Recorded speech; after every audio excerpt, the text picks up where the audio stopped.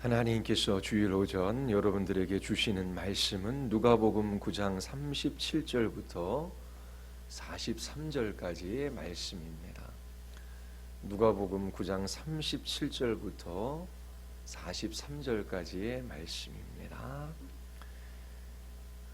믿음이 없고 패역한 세대여 라고 하는 말씀으로 여러분들에게 설교하고자 합니다.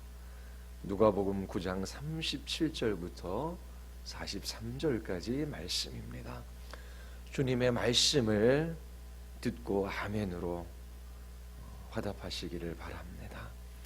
이튿날 산에서 내려오시니 큰 무리가 맞을새 무리 중에 한 사람이 소리질러 이르되 선생님 청컨대 내 아들을 돌보아 주옵소서. 이는 내 외아들이니이다. 귀신이 그를 잡아 갑자기 부르짖게 하고 경련을 일으켜 거품을 흘리게 하며 몹시 상하게 하고 겨우 떠나가나이다. 당신의 제자들에게 내쫓아 주기를 구하였으나 그들이 능히 못하더이다. 예수께서 대답하여 이르시되 믿음이 없고 패역한 세대여, 내가 얼마나 너희와 함께 있으며 너희에게 참으리요. 네 아들을 이리로 데리고 오라 하시니 올 때에 귀신이 그를 거꾸로 들이고 심한 경련을 일으키게 하는지라. 예수께서 더러운 귀신을 꾸짖으시고 아이를 낫게 하사 그 아버지에게 도로 주시니 사람들이 다 하나님의 위엄에 놀라니라. 인자가 사람들의 손에 넘겨지리라. 그들이 다 그 행하시는 모든 일을 놀랍게 여길새 예수께서 제자들에게 이르시되. 아멘. 우리 기도하시겠습니다. 거룩하시고 자비로우신 하나님, 오늘도 하나님 앞에 서게 하여 주시고 주의 말씀을 들을 수 있는 은혜를 베풀어 주심을 감사드리옵나이다. 우리의 온 마음이 말씀하시는 하나님의 음성에 귀를 기울이게 하여 주시고 그 진리의 말씀을 따라, 하나님의 말씀을 따라 살아가는 복을 누리게 하여 주시옵소서. 성령께서 설교자에게 듣는 회중들에게 충만히 역사하여 주셔서 이 말씀을 깨닫고 이 말씀을 따라 살아갈 수 있는 은혜의 힘을 더하여 주시옵소서. 예수 그리스도의 이름으로 기도드리옵나이다. 아멘.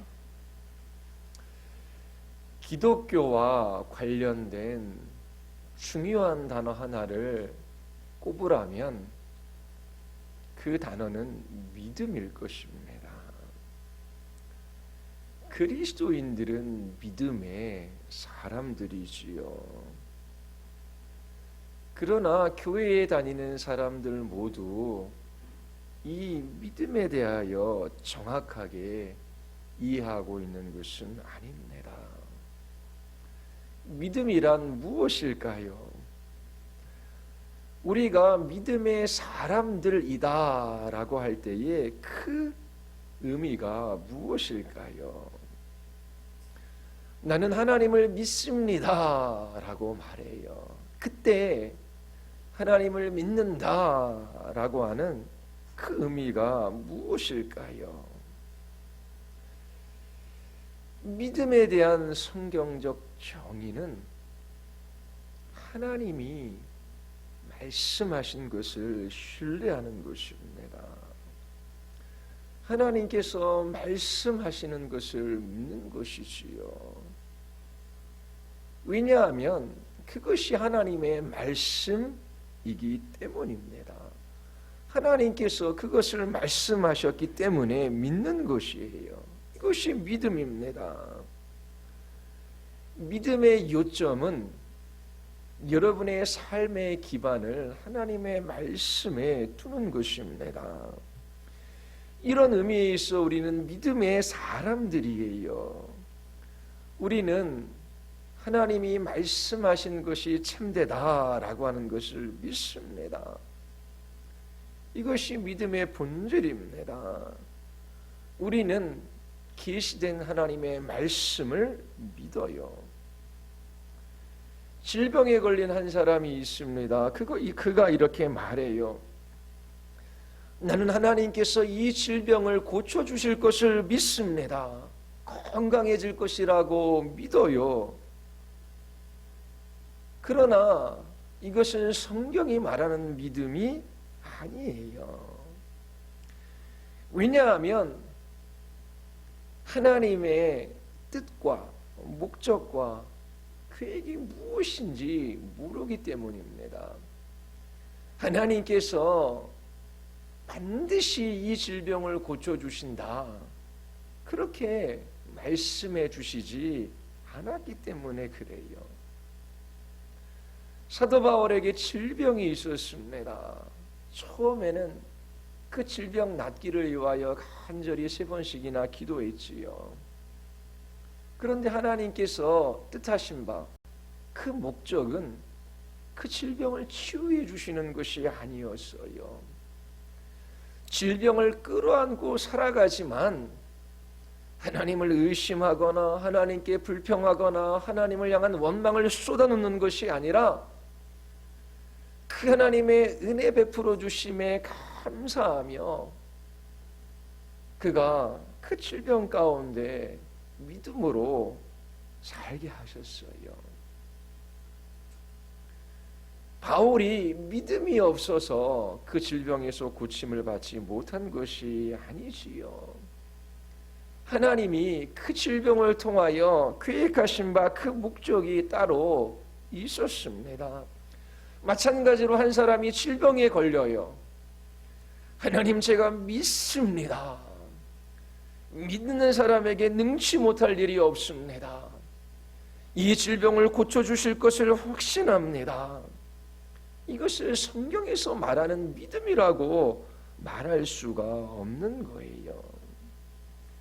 하나님께서 그 크신 능력으로 질병을 고쳐주실 수도 있고, 하나님께서 은혜 베풀어 주셔서 비록 질병 가운데 살아가지만 그 믿음을 지키며 그렇게 살아갈 수도 있는 것이지요. 하나님께서 우리의 미래에 관하여 말씀해 주시지 않았습니다. 우리가 믿을 수 있는 것은 무슨 일이 일어나든지 언제나 하나님은 옳고 하나님의 영광과 우리의 유익을 위하여 일해 주신다라고 하는 것입니다. 어쨌든 믿음은 능력이 아니에요. 어떤 일들을 일으키거나 성사시킬 수 있는 영적인 힘이 아닙니다. 아무리 믿습니다, 자기 자신을 세뇌시켜도 그 믿음이 어떤 능력을 활성화시키는 그런 것이 아니에요. 믿음은 하나님께서 계시하신 것, 하나님께서 말씀하신 것을 신뢰하는 것입니다. 믿음의 장인 히브리서 11장을 한번 생각해 보십시오. 믿음은 바라는 것들의 실상이요 보이지 않는 것들의 증거니라고 말합니다. 믿음은 아직 일어나지 않는 일이 일어날 것에 대한 확신이에요. 일어나지 않는 일, 보이지 않는 것들에 대하여 확신할 수 있는 근거가 무엇입니까? 내 믿음이 능력이 있기 때문이 아니라 하나님께서 그렇게 말씀하셨기 때문입니다. 우리가 믿는 근거는 하나님의 말씀이에요. 하나님의 사람들은 언제나 이 하나님의 말씀을 근거로 행동하고 살았어요. 3절에 보면 믿음으로 모든 세계가 하나님의 말씀으로 지어진 줄을 우리가 아나니 보이는 것은 나타난 것으로 말미암은 것이 아니니라. 보이는 것은 나타나 있는 것에서 된 것이 아니래요. 자, 왜 우리는 하나님이 이 세상을 창조하셨다라고 믿습니까? 왜 우리는 하나님이 아무것도 없는 곳에서 있는 것을 창조하셨다라고 믿습니까? 왜 우리는 보이는 세계가 보이지 않는 것으로부터 왔다고 믿습니까? 하나님께서 그렇게 말씀하셨기 때문이에요. 우리는 진화가 아니라 창조를 믿어요. 성경이 하나님의 말씀이라고 하는 것을 믿기 때문이지요. 우리는 하나님의 말씀에 우리의 믿음을 둡니다. 하나님의 말씀은 우리에게 창조를 말하고 있어요. 4절에 보면 믿음으로 아벨은 가인보다 더 나은 제사를 하나님께 드렸다라고 기록하고 있습니다. 아마도 가인과 아벨은 자신의 아버지로부터, 그러니까 아담으로부터 하나님 앞에 제사 드리는 방법에 관하여 들었을 거예요. 아벨은 하나님의 말씀을 믿고 그 하나님이 주신 말씀을 따라 그렇게 제사했어요. 그러나 가인은 그렇게 하지 않았지요. 자신의 생각을 따라 하나님 앞에 제사했어요. 아벨은 하나님이 말씀하신 것은 언제나 옳고 참되다라고 하는 것을 믿었습니다. 5절에 보면 믿음으로 에녹은 죽음을 보지 않고 옮겨졌어요. 하나님께서 그를 옮기셨습니다. 그는 옮겨지기 전에 하나님을 기쁘시게 하는 자라 하는 증거를 받았지요. 어떻게 에녹은 하나님을 기쁘시게 해드릴 수 있었을까요?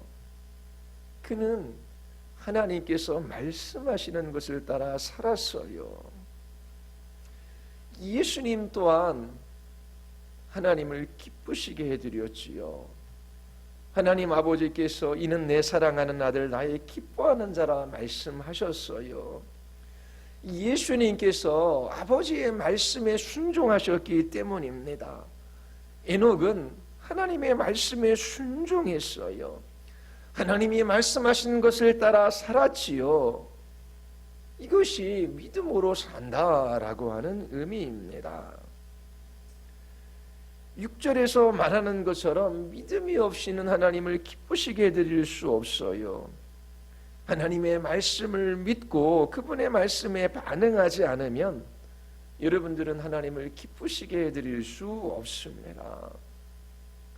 하나님의 말씀은 노아에게도 주어졌어요. 비가 내리고 그리고 물이 온 땅을 덮으리라 말씀하셨지요. 지금 비가 쏟아지고 있는 것이 아니에요. 물이 계곡을 타고 흘러 넘치고 강을 범람해서 땅을 덮치는 그 일이 지금 일어나고 있지 않아요. 보이는 것이 없습니다. 그러나 노아는 120년 동안 방주를 지었어요. 왜냐하면 하나님이 그 일이 일어날 것을 말씀하셨기 때문입니다. 노아는 믿음으로 순종했어요. 믿음으로 노아는 아직 보이지 않는 일에 경고하심을 받아 경외함으로 방주를 준비하여 그 집을 구원하였습니다. 아브라함은 자녀를 낳을 수 없는 몸이었었지요. 그러나 하나님께서 그에게 자녀를 주실 것을 약속해 주셨어요.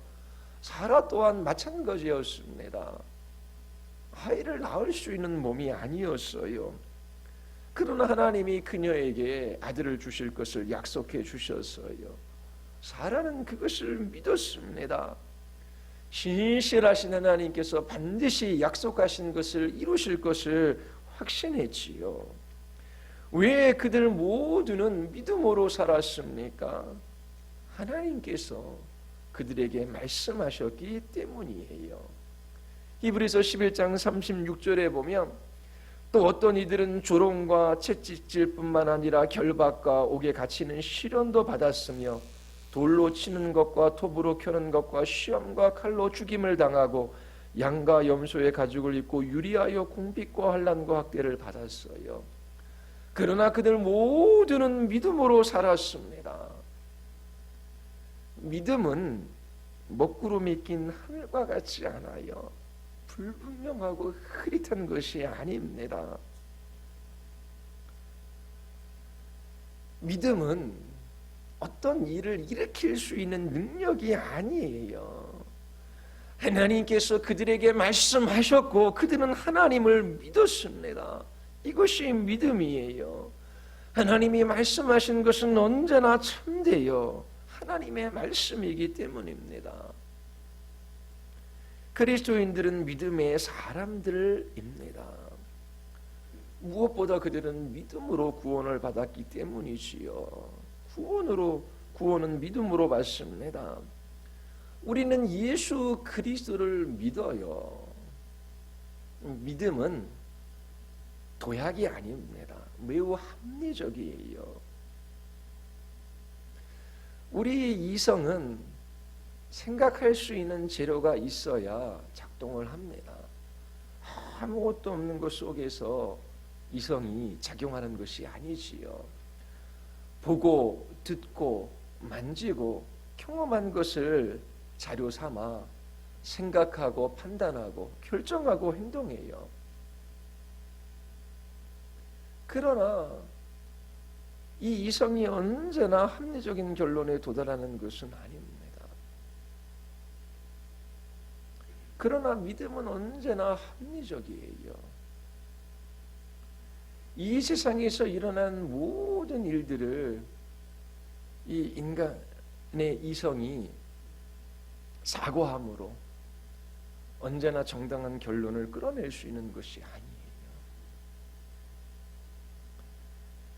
믿음은 합리적입니다. 무조건 믿는 것이 아니에요. 믿음의 내용이 있습니다. 우리가 깨닫고 이해하는 것이 있어요. 그리고 다른 사람에게 말해줄 수 있습니다. 우리는 분명한 소망의 이유를 가지고 있어요. 성부, 성자, 성령 삼위 하나님이 계십니다. 세 분은 신적 본질에 있어서 동등합니다.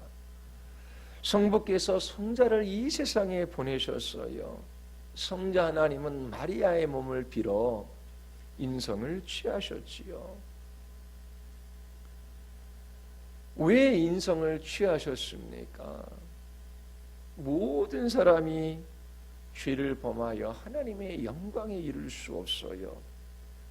하나님께서 그 죄를 반드시 심판하시고 벌하십니다. 하나님께 구원받을 자가 없어요. 그런데 하나님께서 이 세상을 사랑하셔요. 하나님의 아들이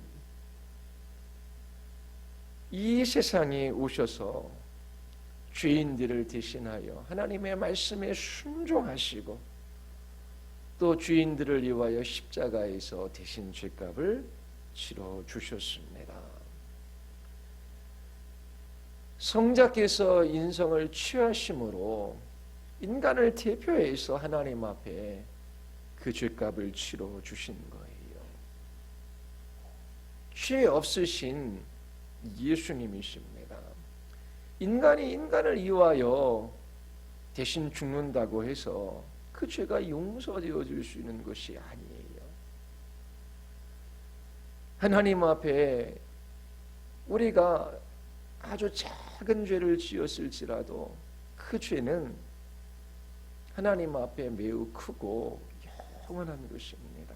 죄는 죄를 짓는 그 상대에 따라 크기가 결정되어지는 것입니다. 친구에게 욕한 것도 나쁜 것이지요. 그러나 부모에게 욕을 합니다. 대상이 누군가에 따라 그 죄의 크기는 달라지는 거예요. 하나님 앞에 아주 작은 죄일지라도 그 죄는 영원하시고 무한하신 하나님 앞에 지은 죄예요. 그래서 그 죄값도 무한하고 영원한 것입니다. 인간이 죄를 지었기 때문에 인간이 그 죄값을 받아야 돼요. 그래서 하나님의 아들이 인성을 취하시고 이 땅에 오셔서 인간을 대표해서 죄값을 대신 치러주신 것입니다. 그러나 그분은 또한 영원한 하나님이십니다. 하나님이시기에 우리의 무한하고 영원한 죄를 대신 짊어지실 수 있고 또 우리를 용서해 주실 수 있는 거예요.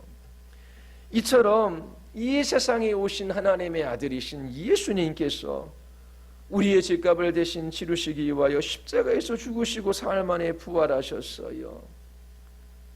그분의 죽음은 하나님의 공의를 만족시켜 드렸지요. 하나님께서 약속대로 그분을 높이셨어요. 예수님은 부활 승천하셔서 하나님의 보좌 우편에 앉으셨습니다. 그리고 오늘도 우리를 위하여 중보하셔요. 그리고 미래의 어느 날 다시 오실 것을 약속해 주셨습니다. 오시는 그날에 당신의 백성들을 모으셔서 하나님 나라로 인도하실 거예요. 그리스도인들은 이 사실을 믿습니다. 하나님께서 말씀하셨기 때문이에요. 그래서 믿는 것입니다. 이것이 구원을 얻는 방식이에요. 심리적인 체험으로 구원을 받는 것이 아닙니다. 이 복음을 믿음으로 구원을 받아요. 구원은 은혜에 의해 믿음으로 받는 것이지요. 이 믿음이 기독교의 토대입니다. 믿음으로 구원을 받고 믿음으로 거룩해지는 거예요. 갈라디아서 2장 20절에 보면 바울이 이렇게 말해요. 나는 그리스도와 함께 십자가에 못 박혔습니다. 이제 내가 육체 가운데 사는 것은 나를 사랑하사 나를 위하여 자기 몸 버리신 하나님의 아들을 믿는 믿음으로 사는 것입니다. 바울은 자기 자신의 삶에 관하여 한마디로 정의를 내리고 있어요. 하나님의 아들을 믿는 삶입니다. 믿음으로 구원받고 믿음으로 거룩해져 가는 거예요. 이 말이 의미하는 것이 무엇입니까? 우리는 죄에 대한 책임으로부터 자유하고 그리스도의 형상으로 변화되어지고 영적인 진보를 보아요. 이 모든 것이 계시된 하나님의 말씀과 관련되어져 있다라고 하는 것입니다. 성화는 하나님의 말씀에 순종하는 과정이에요. 하나님을 기쁘시게 드리는 삶입니다. 성경에 기록된 하나님의 말씀을 따르는 것, 그것이 성화이지요. 그리고 영적인 삶의 핵심이 바로 이 믿음입니다. 모호하고 불분명한 믿음이 아니에요. 이 믿음은 어떤 것을 일어나게 하는 힘이 아닙니다. 믿음은 참된 하나님의 말씀을 신뢰하는 것입니다. 믿음은 아직 이루어지지 않는 것을 간절히 바라는 것이 아니에요. 믿음은 볼 수 없는 것을 믿는 것입니다. 히브리서 11장의 믿음의 사람들은 하나님을 믿었어요. 그들은 하나님의 말씀을 믿을 만한 합당한 이유를 가지고 있었어요. 하나님은 능력과 지혜의 하나님이십니다. 그리고 약속하신 것을 반드시 이루시는 신실한 분이셔요. 그래서 그들은 하나님의 말씀을 신뢰했던 것입니다. 그래서 히브리서 12장은 이렇게 시작해요. 이러므로 우리에게 구름같이 둘러싼 허다한 증인들이 있으니 모든 무거운 것과 얽매이기 쉬운 죄를 벗어버리고 인내로서 우리 앞에 당한 경주를 경주하며, 믿음의 경주가 있어요. 우리의 삶은 목적지를 향하여 달려가는 경주와 같아요. 우리는 날마다 믿음으로 살아갑니다. 우리는 내일의 일을 알 수 없어요. 우리의 마지막 날도 볼 수 없습니다. 하나님도 우리의 눈으로 볼 수 없어요. 그리고 이 영적인 복도 눈으로 볼 수 있는 것이 아니에요. 그러나 우리는 우리가 소망하는 것에 대하여 확신할 수 있습니다. 우리는 보지 못하는 것들을 신뢰해요. 믿음의 경주를 경주합니다. 왜냐하면 우리에게 허다한 구름 같은 증인들이 있기 때문이에요. 그들 모두는 믿음으로 살다가 믿음으로 죽었습니다. 그들은 우리에게 믿음으로 살아가는 것이 얼마나 복되고 유익한지를 증거하고 있습니다. 믿음으로 살지 못하도록 여러분들을 가로막는 것이 있습니까? 우리를 넘어지게 하고 믿음을 약화시키는 그 죄를 버리십시오. 그것을 치워버려야 합니다. 믿음의 삶을 사십시오. 하나님의 약속의 말씀을 날마다 붙드십시오. 이것이 그리스도인의 삶의 핵심이에요. 나는 하나님이 말씀하신 것은 무엇이든지 절대적으로 신뢰합니다. 나는 성경에서 말하는 모든 것을 믿습니다. 성경은 하나님의 말씀이기 때문입니다. 이런 고백이 그리스도인들에게는 있어요. 우리가 날마다 해야 할 일, 우리의 책임, 우리의 의무, 우리의 권리는 우리의 믿음을 하나님의 말씀에 두고 매일매일 그 말씀을 따라 살아가는 것입니다. 이것은 너무나 중요해요. 믿음이 없으면 구원이 없어요. 믿음이 없으면 성화도 없습니다. 믿음은 이처럼 절대적으로 중요한 거예요. 누가복음 9장으로 돌아가겠습니다. 우리는 오늘 본문에서 믿음에 관한 위대한 교훈을 얻을 수 있어요. 제자들은 믿음으로 사는 것이 얼마나 중요한지를 배울 필요가 있었어요. 하나님 나라의 백성들에게, 예수님을 따르는 제자들에게 믿음으로 사는 것은 모든 것입니다. 삶의 전부예요. 9장 37절을 보십시오. 다음 날 예수님과 세 제자가 산에서 내려오니 큰 무리가 예수님을 맞이하였어요. 갈릴리에 있는 한 산에서 예수님의 용모가 변화된 사건이 일어난 다음 날입니다. 예수님께서 베드로와 요한과 야고보를 데리고 산으로 올라가셨지요. 그곳에서 제자들은 예수님의 용모가 변화된 것을 보았어요. 예수님에게서 하나님의 영광을 본 것이지요. 그분의 옷은 빛으로 번쩍거렸고 그분의 얼굴은 마치 태양빛처럼 빛났어요. 그리고 모세와 엘리야가 나타나서 예수님과 함께 대화를 나누었습니다. 예수님께서 예루살렘에서 이 세상을 떠나가실 것에 대한 이야기였어요.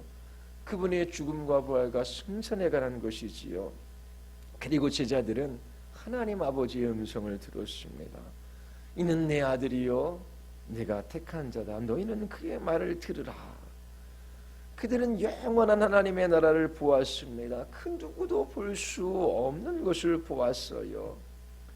믿어야 했던 것을 눈으로 볼 수 있는 곳으로 그들은 옮겨진 것입니다. 그들은 하나님의 영광을 보았어요. 다른 9명의 제자들은 보지 못한 것이지요. 베드로와 요한과 야고보는 영광 중에 나타난 모세와 엘리야를 보았습니다. 하나님이 직접 말씀하시는 것을 들었어요. 잠깐 동안이지만 그들은 보고 들었습니다. 믿음으로 살아야 하는 우리들이 이 세상에서 보고 들을 수 있는 것이 아니지요. 그들은 다음날 산에서 내려왔습니다. 베드로가 하나님의 영광을 보고 초막셋을 짓자고 예수님께 제안했지요. 얼마나 그것이 좋았으면, 얼마나 기뻤으면 그렇게 말하겠습니까? 이제 하나님의 영광을 경험한 제자들이 예수님과 함께 산에서 내려왔어요. 그것은 문제가 많은 세상입니다. 죄된 세상이에요. 악한 것이 판을 치고 고통과 염려와 두려움이 밀려오는 세상입니다. 두 눈으로 볼 수 있는 하나님의 나라에서 믿음으로 살아야 하는 이 세상으로 내려온 것이지요. 예수님과 세 제자가 산에서 내려왔을 때에 많은 사람들이 예수님을 만나기 위하여 그 주위에 모여들었습니다. 그때 웬 사람이 군중 속에서 큰 소리로 선생님 제 아들을 좀 보아주십시오. 하나밖에 없는 자식입니다. 귀신이 그 아이를 사로잡으면 그 아이는 갑자기 소리를 지릅니다. 귀신이 그 아이에게 경련을 일으키고 입에 거품을 물게 합니다. 그리고 아이를 상하게 하면서 좀처럼 떠나지 않습니다. 그래서 선생님의 제자들에게 귀신을 내쫓아달라고 했지만 쫓아내지 못했습니다 하며 소리쳤어요. 예수님께서 대답하셨지요. 믿음이 없고 삐뚤어진 세대요. 내가 언제까지 너희와 함께 있어야 너희와 함께 있어야 하며 너희를 참아 주어야 하겠느냐. 네 아들을 이리로 데려오너라. 아이가 예수께로 오는 도중에도 귀신이 그 아이를 거꾸로 들이고 경련을 일으키려고 해요. 예수님께서는 그 악한 귀신을 꾸짖으시고 아이를 낫게 하셔서 그 아버지에게 돌려주셨지요. 사람들 모두 하나님의 위대한 능력을 보고 놀랐습니다. 너무나 놀라운 이야기예요. 예수님께서 이 사건을 통하여 우리에게 말씀하고자 하는 핵심은 41절입니다. 성경책에 빨간 글씨로 쓰여진 부분이에요. 믿음이 없고 배역한 세대여, 내가 얼마나 너희와 함께 있으며 너희에게 참으리요. 이것은 불신앙에 관한 말씀입니다. 하나님의 말씀에 대하여 삐뚤어지고 왜곡된 생각은 불신앙을 낳아요. 예수님께서 지금 믿음에 관하여 제자들에게 가르쳐 주고자 하십니다. 우리는 이 말씀으로부터 하나님이 말씀하시는 것을 믿는 것이 얼마나 중요한지를 배울 수 있어요. 주님이 주신 약속을 통하여 우리에게 주시는 큰 능력을 배울 수 있습니다.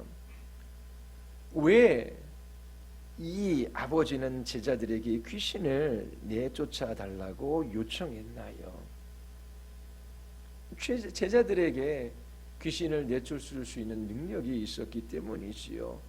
누가복음 9장 1절에 보면 예수님께서 12 제자를 불러 놓으시고 모든 귀신을 제어하고 병을 고치는 능력과 권능을 주셨어요. 그리고 하나님의 나라를 선포하며 병든 사람을 고쳐주게 하시려고 그들을 내보내셨습니다. 누가복음 9장 6절에 보면 제자들은 나가서 곳곳에 복음을 전해요. 병을 고쳐줘요. 몇 주 후에 그들은 돌아와서 자신들이 한 모든 일들을 예수님께 이야기했지요. 제자들에게 모든 귀신을 내어 쫓을 수 있는 능력이 주어졌습니다. 사도들에게 병을 고쳐줄 수 있는 능력이 주어진 거예요. 마태복음 10장 8절에 보면 병든 자를 고치며 죽은 자를 살리며 나병 자를 깨끗하게 하며 귀신을 쫓아내되 너희가 거저 받았으니 거저 주라. 주님의 말씀입니다. 마가복음 6장 13절에 보면 제자들이 나아가서 회개하라 전파하고 많은 귀신을 내어 쫓는 것을 볼 수 있어요. 예수님께서 제자들에게 능력을 주셔서 이 일을 하게 하셨습니다. 제자들은 예수님의 말씀을 따라 그 일을 행했어요. 갈릴리 전역에 둘씩 짝지어 돌아다니면서 이 놀라운 일들을 한 것이지요. 사람들은 제자들이 귀신을 내어 쫓는 것을 보았습니다. 이 소문이 급속도로 퍼져나갔어요. 귀신 들린 이 아이의 아버지는 지금 제자들에게 자신의 아이를 구해달라고 요청했습니다. 그러나 지금 제자들은 귀신을 내어 쫓을 수 없었어요. 그 이유가 무엇입니까? 그들은 분명 주님의 말씀을 들었어요. 나아가서 병든 자를 고쳐주고 귀신을 내어 쫓고 죽은 자를 일으켜 세워라. 주님께서 권능과 능력을 주신다라고 말씀하셨어요. 그 능력이 나타나는 것을 제자들이 경험했지요. 갈릴리에서 사역할 때 한 번도 실패한 적이 없습니다. 그런데 지금은 실패했어요. 그 이유가 무엇입니까? 무엇이 잘못되었습니까? 마태복음 17장 19절과 20절에 답을 주고 있어요. 이때에 제자들이 조용히 예수께 나와 이르되 우리는 어찌하여 쫓아내지 못하였나이까? 이르시되 너희 믿음이 작은 까닭이라 진실로 너희에게 이르노니 만일 너희에게 믿음이 겨자씨 하나 만큼만 있어도 이 산을 명하여 여기서 저기로 옮겨지라 하면 옮겨질 것이요 또한 너희가 못할 것이 없으리라.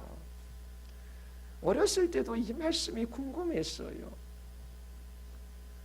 내가 하나님을 믿는다면 산에게 명하여 이 산아 저리로 옮겨져라. 그러면 옮겨질 수 있는 것인가?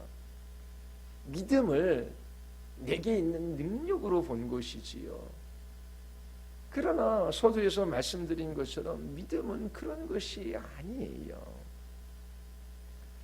믿음은 가장 단순하게 가장 핵심적인 것을 말씀드리자면 하나님의 말씀을 신뢰하는 것입니다. 하나님께서 산을 옮기시겠다 말씀하셨으면 하나님께서는 그렇게 하실 능력이 있으시고 그렇게 하시는 신실하신 분이셔요. 우리가 아직 일어나지 않는 일들을 일어나게 할 수 있는 그 능력, 그것이 믿음이 아닙니다. 지금 제자들에게 왜 우리는 귀신을 내어쫓지 못합니까? 라고 물었을 때에 제자들에게 예수님께서 너희 믿음이 작은 까닭이라 그렇게 말씀하셨어요. 능력이 부족해서, 경험이 부족해서, 다른 무엇이 없어서가 아니라 믿음이 없어서입니다. 제자들은 자신들이 귀신을 내어 쫓을 수 있을 것이라고 하는 그 주님의 말씀을 믿지 못한 것입니다. 예수님의 말씀을 이때에 신뢰하지 못한 것이지요. 그래서 예수님께서 믿음이 없고 패역한 세대여 내가 얼마나 너희와 함께 있으며 너희에게 참으리요 이렇게 지금 말씀하고 계시는 것입니다. 제자들은 믿음이 없어요. 무엇에 대한 믿음입니까? 이 사도들에게 주님께서 말씀하신 그 말씀에 대한 믿음입니다. 주님의 말씀에 대한 그 생각이 어긋나고 있습니다. 그 주님의 말씀에 대한 생각이 뒤틀려 있기 때문에 그래요. 잘못되어 있기 때문에 그렇습니다. 패역한 세대라고 말씀하셔요. 제자들을 포함한 당대의 모든 사람들을 가리키는 것이지요. 예수님이 메시아라고 하는 분명한 증거가 주어졌음에도 불구하고 사람들은 예수님을 바르게 믿지 않아요. 그릇된 생각, 왜곡된 생각, 잘못된 생각을 가지고 있어요. 예수님은 믿음 없는 제자들을 보시며 마음 아파하십니다.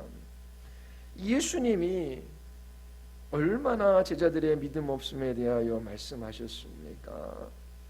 예수님께서 제자들에게 믿음을 요구하셔요. 믿음이 치유할 수 있는 능력을 그 자신들 안에 활성화시키기 때문이 아니에요. 예수님은 제자들에게 내가 너희에게 말한 것을 믿으라 그렇게 말씀하시는 것입니다. 너희들에게는 귀신을 제압할 수 있는 능력이 있다. 내가 너희에게 말한 것을 믿으라. 내가 너희에게 말한 것을 믿지 않는다면 너희들은 아무것도 할 수 없을 것이다. 내가 너희에게 말하지 않았다면, 너희에게 나타내 보이지 않았다면 나는 그것을 너희들에게 믿음으로 요구하지 않는다. 믿음은 내가 말하지 않는 어떤 일을 일으킬 수 있는 능력이 아니다. 지금 그렇게 말씀하시는 거예요. 제자들은 동시대의 유대인들과 마찬가지로 이 생각이 어긋나 있습니다. 뒤틀려 있는 거예요. 하나님에 대한 그들의 생각이 굽어 있습니다. 그래서 그들은 믿음으로 행동할 수 없었던 것이지요. 하나님의 말씀을 믿으십시오. 믿지 않는다면 그 믿음을 행사할 수 없어요. 하나님을 실망시키는 일이 됩니다. 예수님께서 믿음에 대한 가르침을 주셔요. 우리는 본문에서 어떻게 그 말씀을 우리의 삶에 적용할 수 있는지 볼 수 있습니다. 다음 주에 이어서 계속해서 이 본문을 가지고 여러분들에게 말씀을 드릴 거예요. 주님께서 이 세상에 오셔서 수많은 약속들을 해주셨어요. 나의 하나님이 그리스도 예수 안에서 영광 가운데 그 풍성한 대로 너희 모든 쓸 것을 치우시리라. 우리가 알거니 하나님을 사랑하는 자 곧 그의 뜻대로 부르심을 입은 자들에게 모든 것이 합력하여 선을 이루느니라. 자기 아들을 아끼지 아니하고 모든 사람을 위하여 내어주신 이가 어찌 그 아들과 함께 모든 것을 우리에게 주시지 아니하겠느냐. 구하고 찾고 두드리라. 너희가 악한 자라도 좋은 것으로 자식에게 줄 줄 알거든 하물며 하늘에 계신 너희 아버지께서 구하는 자에게 좋은 것으로 주시지 않겠느냐.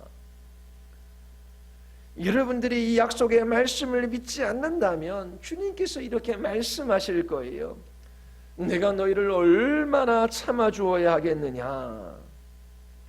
너희는 여전히 내가 말한 것을 뒤틀어 놓고 있다. 그릇되이 생각하고 있다. 왜곡된 생각을 가지고 있기에 그 말씀과 상관없이 살아가는 것이다. 불순종하는 것이다 라고 말씀하셔요. 예수님께서 제자들에게 말씀하셨지요. 너희에게 모든 귀신을 내어 쫓을 수 있는 능력을 준다. 모든이라는 단어에 주목해 보십시오. 예수님께서 물으셔요. 너희는 나를 믿을 수 없니?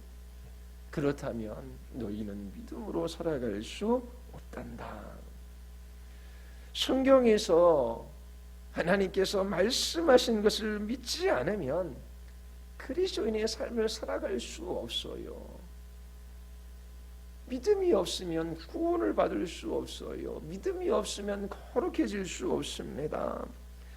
먼저 여러분들은 하나님이 말씀하신 것을 알아야 돼요. 이것이 첫 번째입니다. 하나님의 말씀을 깨닫고 이해하고 알아가는 것이 필요해요. 그 말씀이 우리 안에 바른 정서를 일으키고 우리의 의지를 올곧게 해요. 신앙은 전인격적인 것입니다.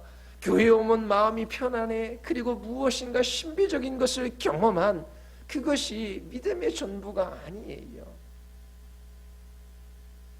어떤 사람은 머리로만 말씀을 알아요. 어떤 사람은 교회에 와서 심리적인 체험을 추구해요. 어떤 사람은 의지적인 결단을 강조해요. 도덕적이고 윤리적인 삶을 살아가고자 합니다. 그리스도인의 삶에 있어서 가장 첫 번째 우선시 되어야 될 것, 그건 바로 하나님의 말씀을 아는 것입니다. 그래야 믿을 수 있는 것이지요. 하나님의 말씀을 알고 그것을 믿어야 합니다. 믿는 사람이 복 있는 사람이에요.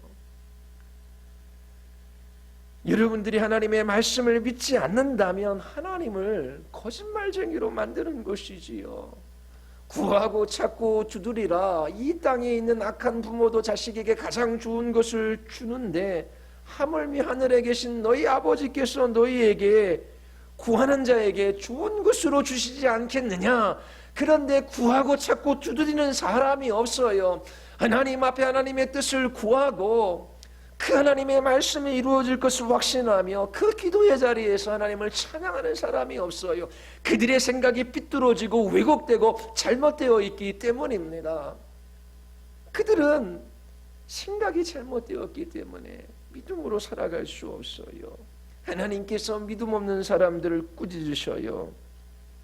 왜냐하면 그들이 하나님의 말씀을 믿지 않는다면 하나님을 거짓말쟁이로 만들 뿐만 아니라 하나님을 모욕하는 것이기 때문에 그래요. 하나님의 명예를 실추시키는 것이지요. 여러분들에게 믿음이 없다면 귀신 들린 아이의 아버지처럼 애통하고 상한 심령으로 주님께 구하십시오. 주여 내가 믿나이다. 주여 믿나이다. 나의 믿음 없음을 도우소서. 여러분이 믿음의 사람이라면 그 믿음을 따라 살 것입니다. 하나님이 이것을 말씀하셨다면 나는 그것을 믿습니다. 나는 이제부터 하나님의 말씀을 따라 살아가고자 합니다. 이것이 모든 그리스도인들의 고백이에요. 얼마나 복되고 얼마나 놀라운 삶입니까? 여러분들의 지혜와 여러분들이 소유한 그 무엇을 의지하며 살아갑니까? 아니면 이 세상에서 어떤 능력 있는 사람, 어떤 지혜 있는 사람들의 말을 듣고 여러분들이 살아갑니까? 불행한 사람. 하나님께서 우리에게 말씀하십니다. 그 계시된 하나님의 말씀에 우리의 믿음을 두고 날마다 그 말씀을 따라 살아가는 사람이 가장 복된 사람이에요. 여러분들이 한 주간 그 하나님을 바라보고 그 하나님의 약속의 말씀을 붙들고 기도하며 그 말씀을 따라 살아가는 이 복, 이 자유, 이 능력을 경험할 수 있게 되기를 바랍니다. 우리 같이 기도하시겠습니다. 우리 시간 기도할 때 하나님 우리에게 은혜로 찾아오셔서 하나님이 누구이시며 어떠한 일들을 행하셨고 또 우리에게 그 모든 것을 약속해 주셨습니다. 날마다 우리의 믿음을 하나님의 말씀에 두게 하시고 그 말씀을 따라 믿음으로 살아가는 복을 누리게 하여 주시옵소서. 그 하나님의 말씀이 우리에게 가져다주는 자유와 그 능력과 그 담대함과 용기와 힘을 저희들 누리며 한 주간도 살아가게 하여 주시옵소서. 믿음이 없어서 주님의 마음을 아프게 해드리는 그런 불순종의 삶, 불신앙의 삶을 살아가지 말게 하여 주시옵소서. 우리 같이 한번 기도하시겠습니다.